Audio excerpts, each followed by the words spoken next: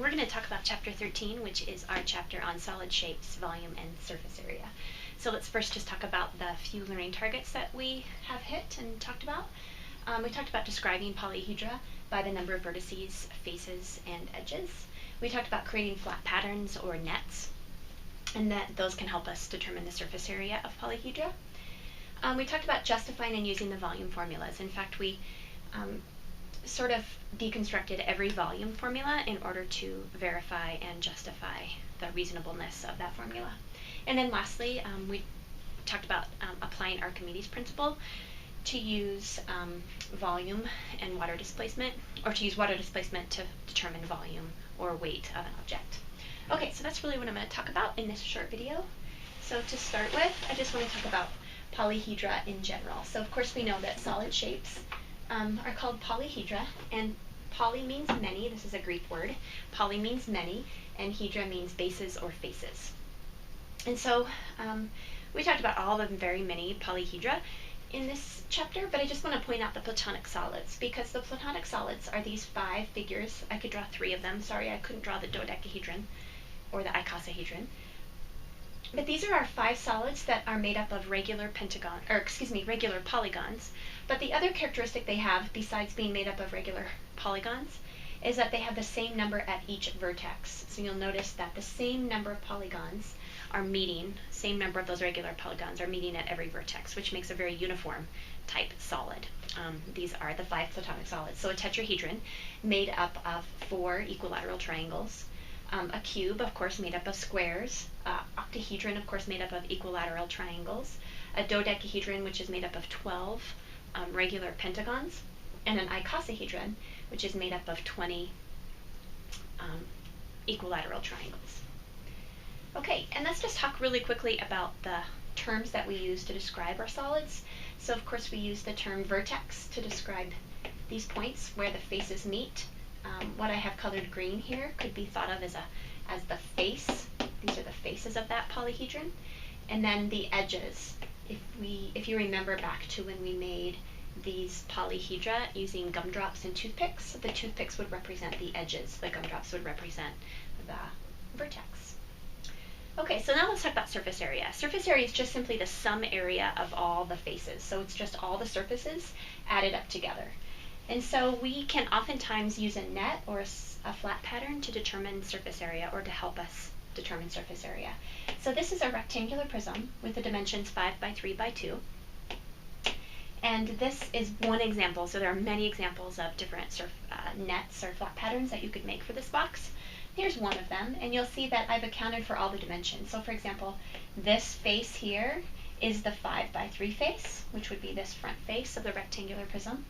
And that's connected, of course, to a 5 by 2 face, connected to another 5 by 3 face, because of course boxes have pairs of equivalent faces or congruent faces. And then those are connected to another face that's 5 by 2. And then of course we have our ends here, so we need to account for those as well, and those of course are our 3 by 2 ends. So to simply find the surface area, I would add up each of these areas. So I would add up 5 by 3 and get 15, and I know there are 2 of those, and 15 times 2 is 30. And then I would add up this face, which is 5 by 2, and that's 10, and there's 2 of those, and so that's 20. So I've got 30 plus 20, so I'm at 50. And then I'm going to add up this face, which is 2 by 3, which is 6, plus another one would make 12, and so I've got my 50 plus my 12, so I have a surface area here of 62 square units. These are square units because we're talking about flat area, flat 2-dimensional units. The flat pattern for a cylinder is pretty interesting, but to find the surface area it takes a little bit of reasoning, so I just wanted to point this one out as well. So remember that a cylinder is made up of 2 circular bases, the top and the bottom, and then this we can think of like as a soup label. If we unwrap the label around a soup can, it's just a rectangle. But let's just remember that this dimension of that rectangle, we always think of that as the length maybe, or the width. In terms of a cylinder, that would be the circumference. So remember, that's the part that wraps around the cylinder, so that's the circumference. So for finding the area, we have to kind of work backwards. So we know to find the area of a circle, we're going to take pi r squared, and really we could just multiply that times 2 because the circular bases are congruent. To find the area of this lateral face, this rectangle that we unwrapped from around the cylinder, we have to think about, okay, this is the circumference. And so if I want to know what this is, then I'm going to have to reason through knowing the radius. So if we know the radius of our cylinder, then we know the diameter. And if we know the diameter, then we know that to find the circumference, we can take the diameter times pi. Once we get that circumference, then we can multiply it by the height, because of course this then measurement of that rectangle is really the height of the cylinder. And then of course once we have all three of those measures, we can add them up and we get the surface area of the cylinder. Okay, so let's talk about volume now. So we talked about surface area, and the other big idea in this chapter, of course, is volume. And I'm just going to talk about some of the main volume formulas that we talked about and how we discussed justifying those. So of course we have our rectangular prism, which we know is found by taking length times width times height. So let's talk about why. So remember then again that volume is really defined as like the amount of filling that will fill a box or a container.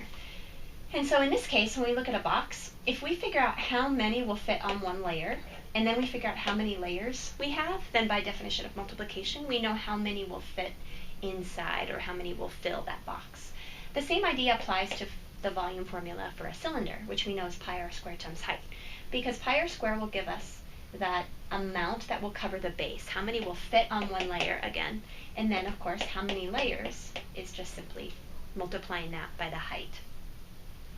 Okay, for a sphere it's a little different. Remember this one, we took that ball of Play-Doh and we had to kind of estimate how much of the cylinder that perfectly fits the sphere, or its cylinder, the sphere would fill. And so when we did that, we noticed that it fills up about 2/3, or at least that was a good estimation we came up with, 2/3 of its cylinder. So if we take 2/3 of the cylinder's volume, which we already found is pi r squared times height, then we're left with 2/3 pi r squared times height.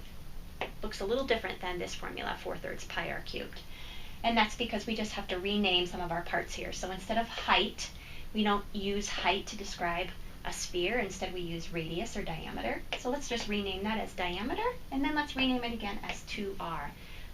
And then when we do that, we can easily derive this, 4/3 pi r cubed. And then lastly, the cone, we did the same thing with a cone and a pyramid, so the same thing applies here. A cone fills up 1/3 of the cylinder that fits it perfectly. A pyramid, notice that this is a square pyramid. A pyramid fills up 1/3 of its cube that it fits perfectly. And so it would simply be 1/3 length times width times height, where a cone is 1/3 pi r squared times height. Okay, and then lastly we're going to talk about Archimedes' principle. Archimedes' principle is that cool like eureka moment that Greek man discovered basically while he was taking a bath, or at least that's the story that has held over time. And so the idea is that he was taking a bath and he noticed that when his body got in the tub, the water level rose and actually spilled over the side of the bathtub. And he was thinking about how much water that was that spilled over the side, and then he had this moment of eureka, and Archimedes' principle was born. And so we're going to talk about that, which is really talking about volume by water displacement. So I have two different situations here that I want to talk about, because these are two different situations, very similar though.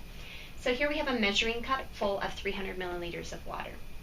When I add this toy, we're going to say that this is a super heavy toy that will actually sink to the bottom of this cup. Then what we notice is that the water level goes from 300 milliliters up to 380 milliliters. And so what we know is that the water that got displaced, has the same volume as the toy. And so that's one way that we can find the volume of a toy, especially those toys that are really hard, like think of an action figure, it'd be really hard to find the volume of that. So it's a great way to find the volume of a toy that has sort of a weird shape. And so we know that since 80 milliliters of water was displaced, 80 milliliters is a volume, then we know that since 1 milliliter of water holds 1 cubic centimeter, then we know that 80 cubic centimeters is the volume of the toy.